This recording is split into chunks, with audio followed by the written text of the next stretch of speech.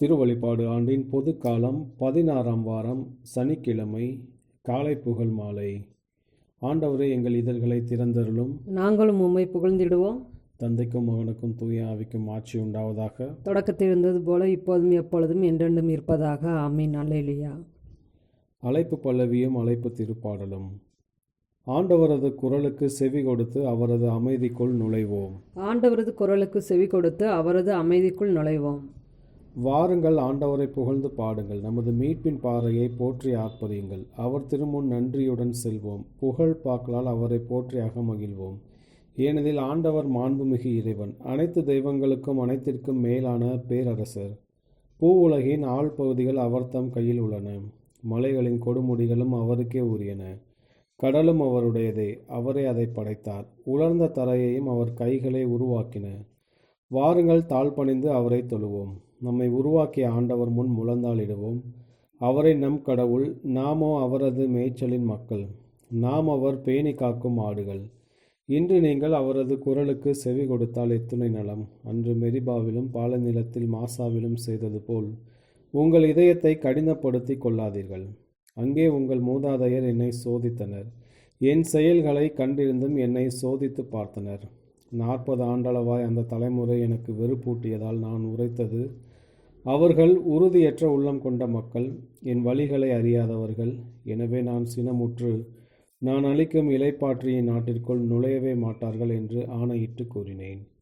தந்தைக்கும் மகனுக்கும் தூய ஆவிக்கும் ஆட்சி உண்டாவதாக. தொடக்கத்தில் இருந்தது போல இப்போதும் எப்பொழுதும் என்றென்றும் இருப்பதாக. ஆமீன். ஆண்டவரது குரலுக்கு செவி கொடுத்து அவரது அமைதிக்குள் நுழைவோம். ஆண்டவரது குரலுக்கு செவி கொடுத்து அவரது அமைதிக்குள் நுழைவோம். பாசுரம். மீண்டும் மற்றொரு நாளிதோ விடிந்தது. ஆண்டவன் புகழை ஆர்வமாய் பாடி நிறைந்த உளத்துடன் உயர்ந்த குரலில் கிறிஸ்துவை போற்றி நன்றி நவிழ்வோம். அவர் வழியாகவே அனைத்தும் உண்டாயின. அவரே இரவையும் பகலையும் அமைத்தார். அவரே நமக்கு உண்மை ஒளியாம். அவரே நமக்கு நிலையான ஒளியாம். நேரம் வேண்டலேற்பீர் தந்தாய். உயர்நிலை வீற்றிருக்கும் மகனும் அச்சம் அகற்றும் ஆவியருடன் இச்சகம் என்றும் ஆளுகவே. ஆமேன். உன்னதரே, உமது பெயரை புகழ்ந்து பாடுவது நன்று. காலையில் உமது பேரன்பையும் எடுத்துரைப்பது நன்று. உன்னதரே, உமது பெயரை புகழ்ந்து பாடுவது நன்று. காலையில் உமது பேரன்பையும் எடுத்துரைப்பது நன்று.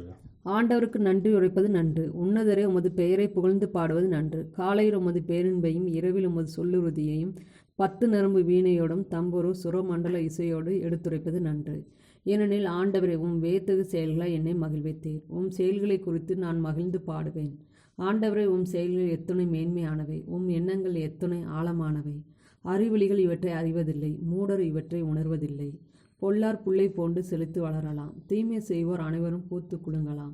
ஆனால் அவர்கள் என்றும் அழிவுக்கு உரியவரே. நீரோ ஆண்டவரே என்றுமே உயர்ந்தவர். ஏனெனில் ஆண்டவரே, உம் எதிர்கள் அழிந்தே போவார்கள். தீமை செய்வோர்கள் அனைவரும் சிதறுண்டு போவார்கள்.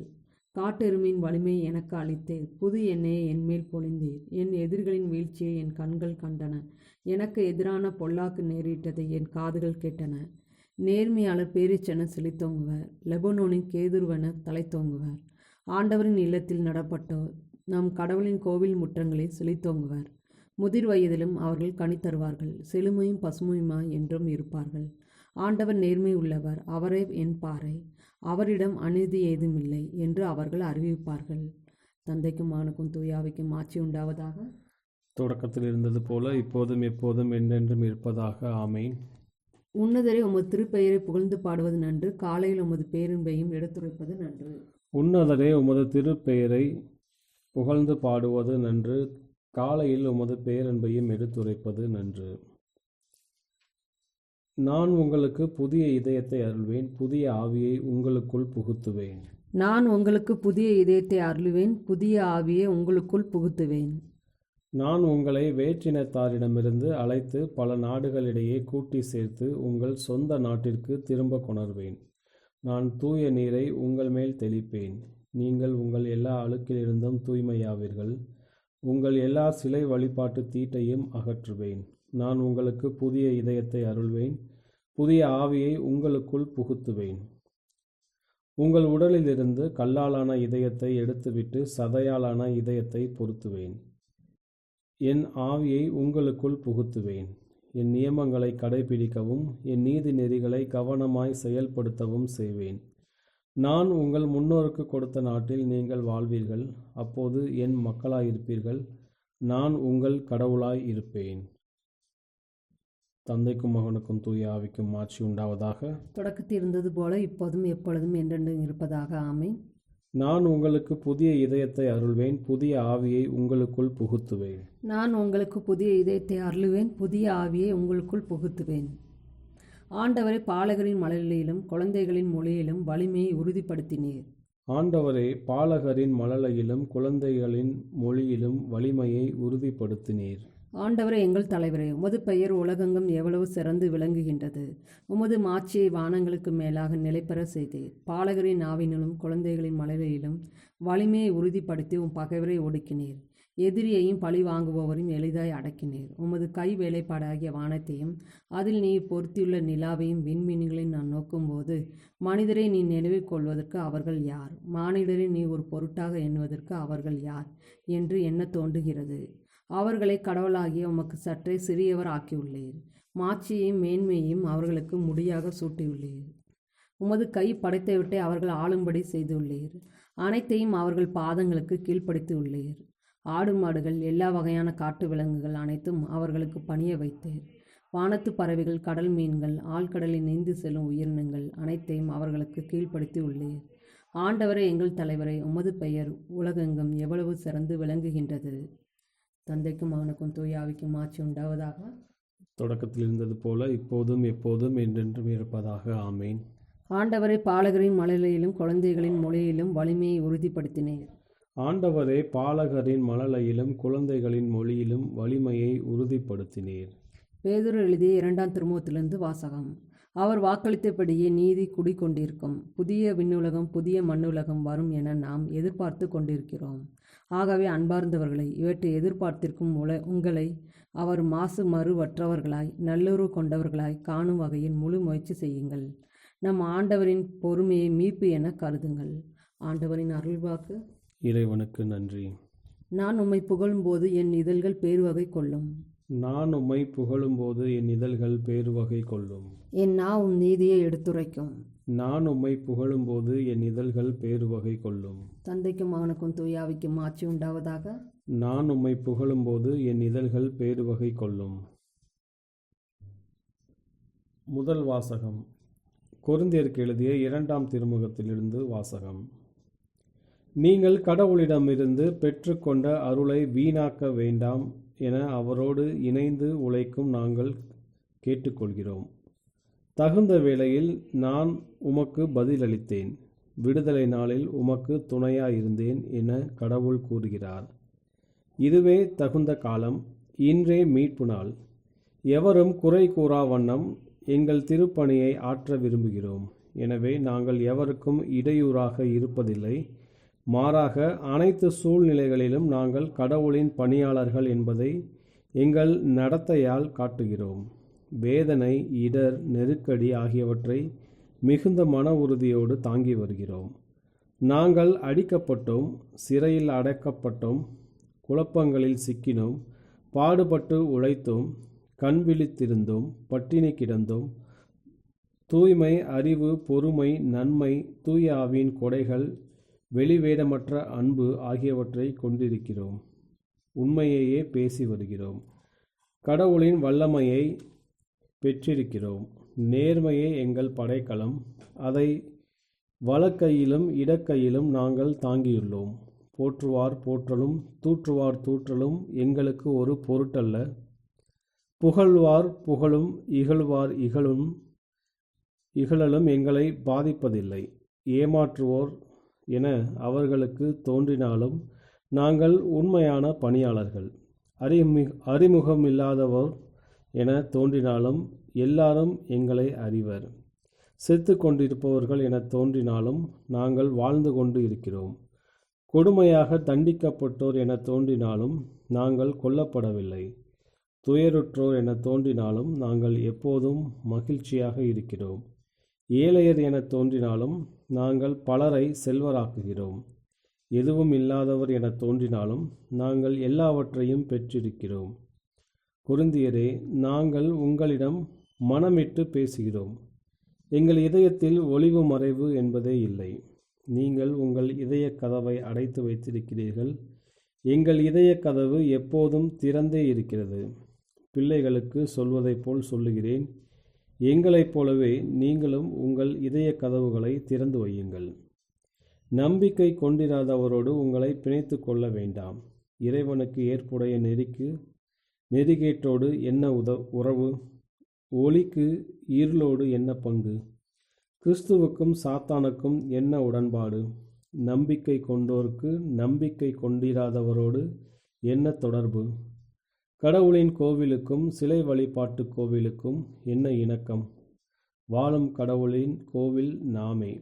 என் உறைவிடத்தை அவர்கள் நடுவில் நிறுவுவேன். அவர்கள் நடுவே நான் உலவுவேன். நானே அவர்கள் கடவுள், அவர்கள் என் மக்கள் என்று கடவுளே சொல்லியிருக்கிறார் அன்றோ?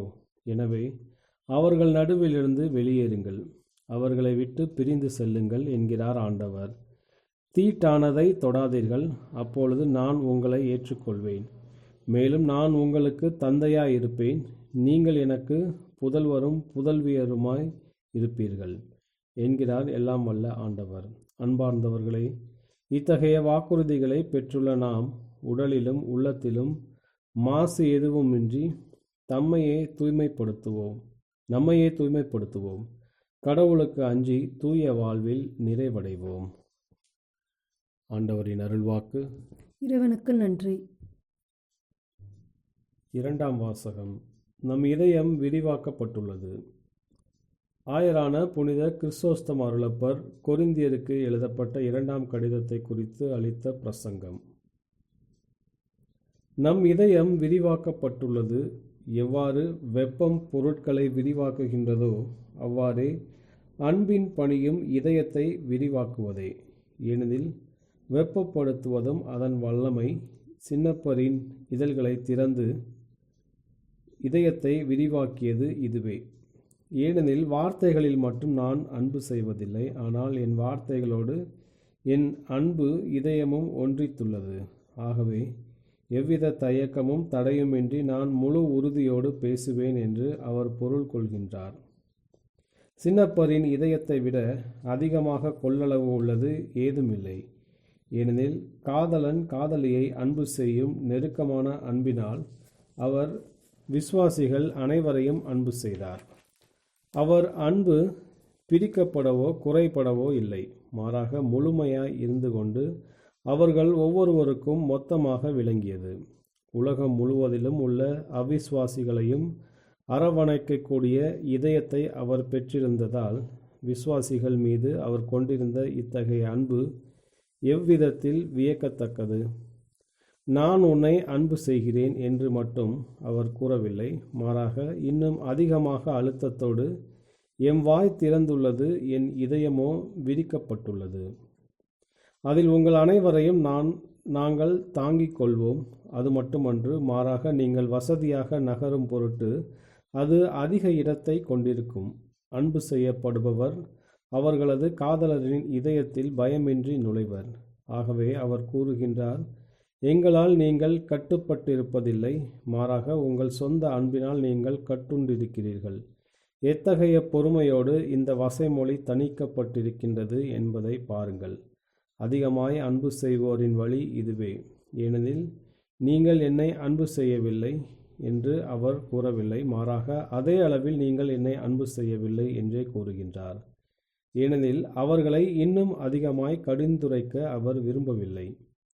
அவர் தமது விசுவாசிகள் மீது எத்தகைய உன்னத அன்பினால் பற்றி எரிந்தார் என்பதை அவரது எழுத்துக்களில் ஒருவர் ஆதாரத்தோடு காணலாம். ரோமையருக்கு அவர் கூறுகின்றார், உங்களை நான் காண விளைகின்றேன். உங்களிடம் வர எத்தனையோ முறை நான் திட்டமிட்டேன். எவ்வழியிலேனும் உங்களை இறுதியாக அடைய என்னால் கூடுமானால் நான் மகிழ்ச்சி அடைவேன். கலாத்தியரிடம் அவர் கூறுகின்றார், என் சிறு குழந்தைகளே, உங்களோடு நான் மீண்டும் பிரசவ வேதனையுறுகின்றேன். எபேசியரிடம் அவர் கூறுவது, இக்காரணத்திற்காக உங்கள் பொருட்டு நான் முழந்தாள் இருக்கின்றேன். தெசலோனிக்கேயருக்கு அவர் கூறுவது, என் நம்பிக்கையும் என் மகிழ்ச்சியும் என் மகிமையின் கிரீடமும் என்ன நீங்களே அல்லவா? மீண்டும் தன் இதயத்தில் தன் சங்கிலிகளிலும் அவர் சுமந்து சென்றதாக அவர் கூறுவது வழக்கம். மீண்டும் கொலோசியருக்கு அவர் எழுதுகின்றார், உங்களுக்காகவும் என் முகத்தை பார்த்திராத அனைவருக்காகவும் எவ்வளவு அதிகமாய் நான் போராடுகின்றேன் என்பதை நீங்கள் அறிய வேண்டுமென்று நான் விரும்புகின்றேன். தெசலோனிக்கேயருக்கு தன் குழந்தைகள் மீது செவிலி தாய் எத்துணை அக்கறை காட்டுவாளோ அதே போன்று உங்கள் மீது ஆவலாய் உள்ளோம். நற்செய்தியை மட்டுமன்று, எங்களையே உங்களோடு பகிர்ந்து கொள்ள நாங்கள் தயாராய் இருந்தோம். ஆகவேதான் அவர் கூறுகின்றார், எங்களால் நீங்கள் கட்டுப்படவில்லை. எனவே அவர்களை அன்பு செய்வதாக மட்டும் சின்னப்பர் கூறுவதில்லை, மாறாக அவர்கள் அவரை அன்பு செய்வதாகவும் கூறுகின்றார். இவ்வாறு அவர்களை அவர்பால் ஈர்த்து கொள்வார். ஆம், கொரிந்தியரிடம் இவ்வன்பிற்கு அவர் சான்று பகர்ந்து கூறுகின்றார், தீத்து வந்தபோது உங்கள் ஏக்கத்தையும் உங்கள் துயரத்தையும் உங்களுக்கு என் மீதுள்ள வாஞ்சையையும் எங்களுக்கு எடுத்துரைத்தார். ஆயரான புனித கிறிஸ்தோஸ்தம் அருளப்பர் கொரிந்தியருக்கு எழுதப்பட்ட 2ஆம் கடிதத்தை குறித்து அளித்த பிரசங்கம். இன்றைய நற்செய்தி வாசகம் மத்தேயு எழுதிய தூய நற்செய்தியிலிருந்து வாசகம். அக்காலத்தில் இயேசு எடுத்துரைத்த வேறு ஓர் உவமை விண்ணரசை பின்வரும் நிகழ்ச்சிக்கு ஒப்பிடலாம். ஒருவர் தம் வயலில் நல்ல விதைகளை விதைத்தார். அவருடைய ஆட்கள் தூங்கும்போது அவருடைய பகைவன் வந்து கோதுமைகளுக்கு இடையே களைகளை விதைத்துவிட்டு போய்விட்டான். பயிர் வளர்ந்து கதிர்விட்ட போது களைகளும் காணப்பட்டன. நிலக்கிழாருடைய பணியாளர்கள் அவரிடம் வந்து, ஐயா, நீர் உமது வயலில் நல்ல விதைகளை அல்லவா விதைத்தீர், அதில் களைகள் காணப்படுவது எப்படி என்று கேட்டார்கள். அதற்கு அவர், இது பகைவனுடைய வேலை என்றார்.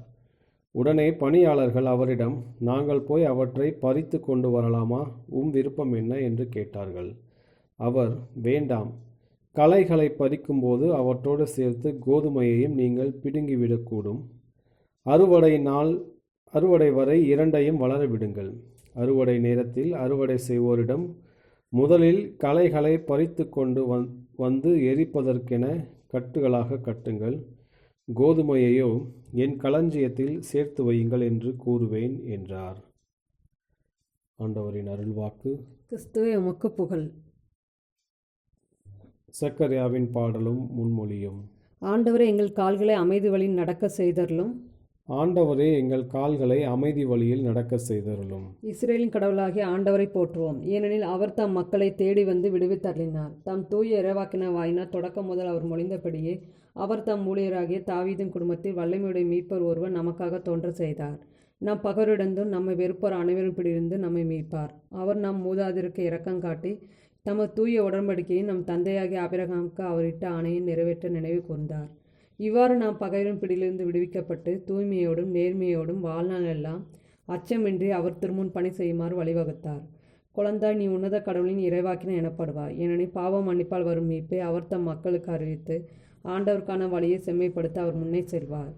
இருளிலும் இறப்பின் பிடியிலும் இருப்போருக்கு ஒளி தரவும், நம்முடைய கால்களை அமைதி வழியில் நடக்க செய்யவும், நம் கடவுளின் பரிவுளத்தாலும் இரக்கத்தாலும் விண்ணிலிருந்து விடியல் நம்மை தேடி வருகிறது. தந்தைக்கும் மகனுக்கும் தூய ஆவிக்கும் ஆட்சி உண்டாவதாக. தொடக்கத்தில் இருந்தது போல இப்போதும் எப்போதும் என்றென்றும் இருப்பதாக. ஆமீன். ஆண்டவரே, எங்கள் கால்களை அமைதி வழியில் நடக்க செய்தருளும். ஆண்டவரே, எங்கள் கால்களை அமைதி வழியில் நடக்க செய்தருளும். மன்றாட்டுகள். கடவுளுடைய கொடை பயப்படும் மனப்பான்மை அல்ல, மாறாக வல்லமையும் அன்பும் சுய கட்டுப்பாடும் உள்ள ஆவியாகும். எனவே முழு நம்பிக்கையோடு நாம் வேண்டுவோம். தந்தை, ஆவியாரை எங்களுக்கு அனுப்பியருளும். நம் ஆண்டவராகிய இயேசு கிறிஸ்துவின் தந்தையும் கடவுளுமானவர் போற்றி. கிறிஸ்துவில் நீர் எங்களுக்கு எல்லா ஆன்மீக ஆசிகளையும் கொடுத்துள்ளீர். தூய ஆவியாரின் வல்லமையால் மரியா கிறிஸ்துவை உலகிற்கு கொடுத்தார். திருச்சபையின் வழியாக இன்று கிறிஸ்து மீண்டும் மனித உள்ளங்களில் பிறப்பாராக. தந்தை, ஆவியாரை எங்களுக்கு அனுப்பியருளும். தந்தையே, உமது தூய ஆவியார் எங்களை தனிமையிலிருந்து வெளிக்கொணர்வாராக.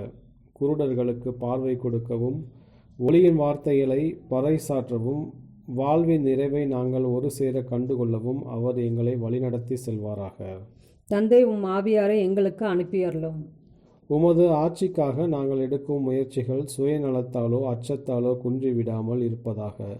படைப்பனைத்தும் தூய் ஆவியாரால் புத்துயிர் பெறவும் எங்கள் இல்லங்களெல்லாம் மீட்படைந்த உலகிற்கு சான்று பகரவும் அருள் புரிவீராக.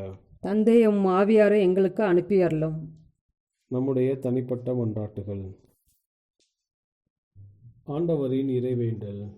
விண்ணுலகில் இருக்கிற எங்கள் தந்தையே, உமது பெயர் தூயது என போற்றப்பெறுக. உமது ஆட்சி வருக. உமது திருவுளம் விண்ணுலகில் நிறைவேறுவது போல மண்ணுலகில் நிறைவேறுக. எங்கள் அன்றாட உணவை இன்று எங்களுக்கு தாரும். எங்களுக்கு எதிராக குற்றம் செய்வதை நாங்கள் மன்னிப்பது போல எங்கள் குற்றங்களை மன்னியும். எங்களை சோதனைக்கு உட்படுத்தாதையும் தீமையிலிருந்து எங்களை விடுவித்தருளும். கிறிஸ்துவின் சமாதானம் உம் ஆன்மாவோடு இருப்பதாக. இறுதி மன்றாட்டு. என்றும் வாழும் எல்லாம் வல்ல கடவுளே, உண்மை ஒளி நிலை வாழ்வு இவற்றின் பெருஞ்சுடரே, இக்காலை வேளையில் பாவ இருளை அகற்றி உமது திருவருகையின் மகிமையால் எம் உள்ளங்களை நிரப்பியருளும். உம்மோடு தூய் ஆவியின் ஒன்றிப்பில் இறைவனாய் என்றென்றும் வாழ்ந்து ஆட்சி செய்கின்ற எங்கள் ஆண்டவரும் உமது திருமகனுமாகிய இயேசு கிறிஸ்து வழியாக உம்மை மன்றாடுகிறோம். ஆமீன். ஆண்டவர் நம்மை ஆசீர்வதித்து தீமையில் அனைத்திலிருந்து பாதுகாத்து நிலை வாழ்வுக்கு அழைத்துச் செல்வாராக. ஆமீன்.